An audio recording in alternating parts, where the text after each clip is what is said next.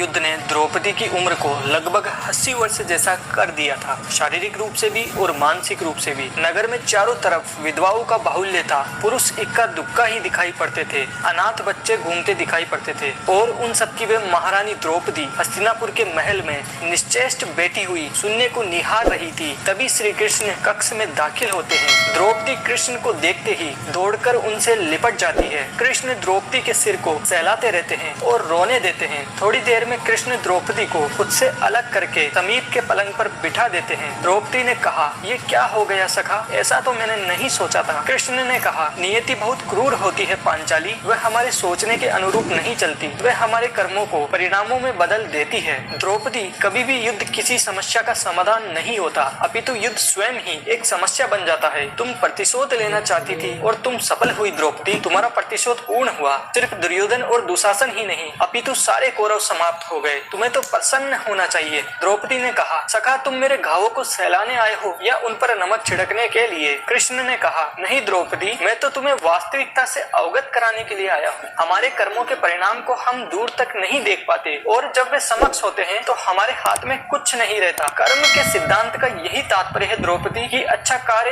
अधिक अच्छा कार्य करवाता है और बुरा कार्य अधिक से अधिक बुरा कार्य करवाता है। द्रौपदी ने कहा, तो क्या इस युद्ध के लिए पूर्ण रूप से मैं ही उत्तरदायी हूँ? कृष्ण ने कहा, नहीं द्रौपदी, तुम स्वयं को इतना, तुम अपने कर्मों में थोड़ी सी दूरदर्शिता रखती तो स्वयं इतना कष्ट कभी नहीं पाती। द्रौपदी ने कहा, मैं क्या कर सकती थी कृष्ण ने कहा, तुम बहुत कुछ कर सकती थी। जरा स्मरण करो द्रौपदी, युद्ध के पूर्व जब मैं शांति का प्रस्ताव लेकर हस्तिनापुर जा रहा था तब तुमने मुझसे कहा था, मैं हवन कुंड से उत्पन्न हुई द्रौपदी हूँ, महाराजा द्रुपद की पुत्री हूँ, महावीर धृष्टद्युम्न की बहन हूँ, 5 महारथियों की पत्नी हूँ और 5 महारथियों की माता हूँ, इसलिए मुझे शांति नहीं केशव, युद्ध चाहिए। अगर तुमने उस वक्त इतने कठोर शब्दों का प्रयोग न किया होता तो भी इतना कष्ट नहीं भोगती द्रौपदी। जब तुम्हारा स्वयंवर हो रहा था तब तुम कर्ण को अपमानित नहीं करती और उसे प्रतियोगिता में भाग लेने का एक अवसर देती, तो भरी सभा में कर्ण तुम्हें वेश्या नहीं कहता तो शायद परिणाम कुछ और होते। इसके बाद जब कुंती ने तुम्हें 5 पतियों की पत्नी बनने का